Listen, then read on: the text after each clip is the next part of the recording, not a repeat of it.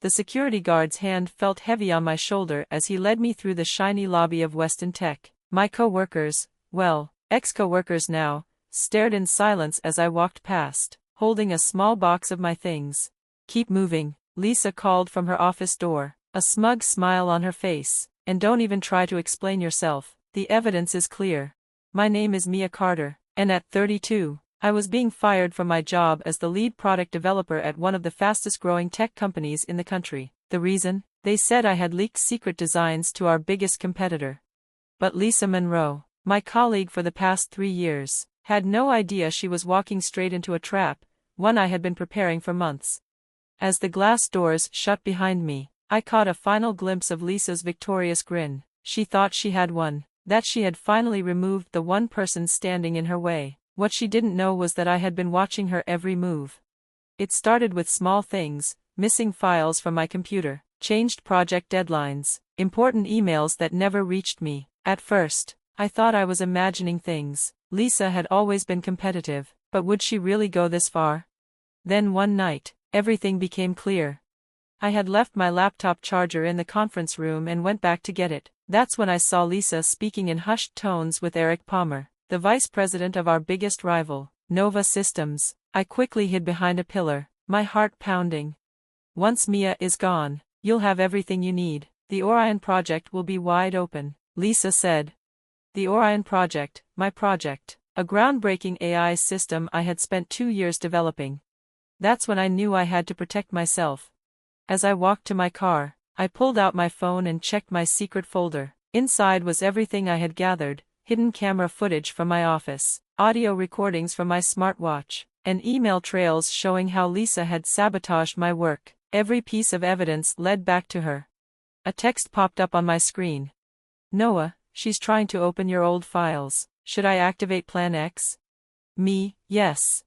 Plan X was a trap we had set up, a fake set of files that would leave a digital trail straight to the real thief. "Lisa."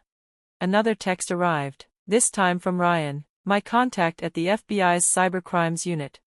"Ryan, everything is ready. Say the word, and we move." I glanced at the Weston Tech building one last time before starting my car. Lisa thought she had everything under control. She had spent months setting me up, spreading lies, and planting fake evidence against me. She thought today was her big win. But what she didn't realize was that I had been watching her from the very beginning. Every move she made only helped me build a stronger case against her. The next morning, I sat in a quiet cafe across the street, sipping my coffee as I watched the chaos unfold. FBI agents were moving in and out of the building, employees huddled in small groups, whispering. My phone wouldn't stop buzzing. First, a frantic message from Lisa. "Lisa, what did you do? The FBI is here, we need to talk, now." Then, messages from my former coworkers. "Mia, we had no idea. They're searching Lisa's computer. Why didn't you tell us?" I smiled. Lisa thought she had won, but in reality, this was just the beginning of her downfall. I took a sip of my coffee, thinking back to the moment everything had become clear 3 months ago. That night, I had been working late, going through security footage from my hidden cameras. At first, I was only looking for proof that Lisa had been meeting with Eric Palmer from Nova Systems. But then, I noticed something shocking. She wasn't just talking to him, she had been meeting with people from 3 other competing companies too. That's when I realized this wasn't just about stealing from our company. Lisa was running a much bigger scheme, selling our technology to the highest bidders while making sure I took the blame. My phone lit up with a call from Agent Harris. "It's done," she said right away. "We seized her devices, and everything was exactly where you said it would be. The encryption keys were in her desk drawer, just like you predicted." I smiled. Lisa had always been bad at remembering passwords, so she wrote them down, an easy mistake for someone who thought she was untouchable. "And what about the offshore accounts?" I asked. "Frozen." She had been getting payments from 4 different tech companies. She was busy. I looked up just in time to see Lisa being led out of the Weston Tech building. Her fancy suit was wrinkled, her perfect hair a mess. But this time, there was no smug smile, just fear. There wasn't a security guard guiding her out like they had done with me. No, she was surrounded by FBI agents, her hands cuffed behind her back. My phone buzzed again, this time with a call from Eric Palmer. I want to cooperate, he said quickly. Lisa misled us about where the information was coming from. Of course, she had. She probably told each company they were getting an exclusive deal, playing them against each other while taking money from all of them. The next call was from Richard Weston, the CEO of the company. Mia, he said, his voice filled with regret, we owe you an apology, a big one. Yes, I said simply, you do. The board is meeting in an hour. We want you back, with a promotion and full control over the Orion project. I watched as more FBI agents walked out of the building, carrying boxes of evidence. I'll think about it. Mia, please, you've been the heart of this company. What Lisa did, we should have seen it. We should have asked questions before we believed her accusations. I thought about all the long nights I had spent working on the Orion project, the excitement, the stress, the breakthroughs. Then I thought about how quickly they had turned on me, how easily they believed I had betrayed them. You know what hurt the most? I finally said, not that Lisa betrayed me, I saw that coming. It was that none of you, not one person in leadership, stopped to ask why someone with my record would suddenly become a corporate spy. Silence. I'll have my lawyer contact you about my return, I continued, but things will have to change.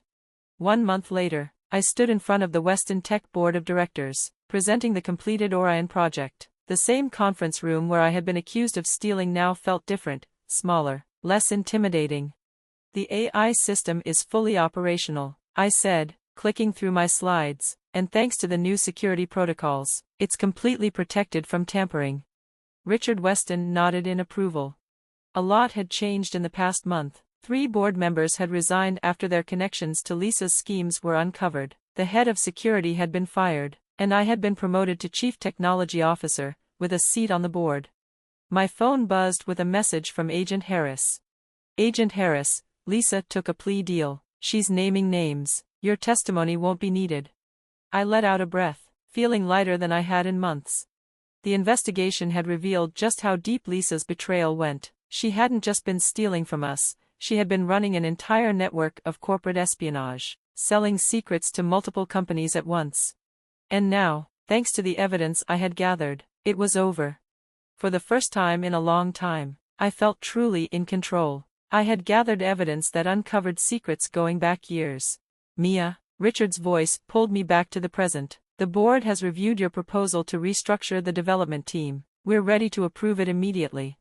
I looked around the room at the people watching me, some familiar, some new. The ones who had doubted me were gone, replaced by those who valued honesty over office politics. Actually, I said, setting down my presentation remote, I have a counterproposal. The room fell silent. I pulled up a new slide, one I had added that morning. Lisa's actions exposed more than just stolen technology, I continued. They showed weaknesses in how we operate, the way she manipulated our systems, turned coworkers against each other, and nearly destroyed years of work. It all proves that our company culture needs to change. I clicked to the next slide, revealing my plan: stronger security, better transparency, regular external audits, but most importantly, a workplace that encouraged teamwork instead of competition. The Orion project isn't just an AI system, I said, it's an opportunity to change how we work, how we trust, and how we create. Later that afternoon, I walked through the office, noticing how different it felt. Lisa's old office had been turned into a shared workspace. Her nameplate was gone, replaced by a team board where developers could openly share ideas. My phone buzzed with a text from Eric Palmer, now a cooperating witness. Eric, Nova Systems' entire board just resigned. The industry is in chaos. I smiled, remembering Lisa's words as I was escorted out that day. No one will ever hire you again. She had been so sure of herself, so certain she had destroyed me, but she never realized she was the one setting herself up for failure. In my new office, the CTO's office, I found a small package on my desk. Inside was a framed photo of me with my development team, taken the day we first launched the Orion project's prototype, before Lisa's betrayal, before everything changed. Below it was a note from Richard.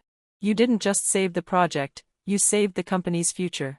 I placed the photo on my wall next to my new board member credentials, a reminder not just of what I had survived, but of what I had built from the ruins.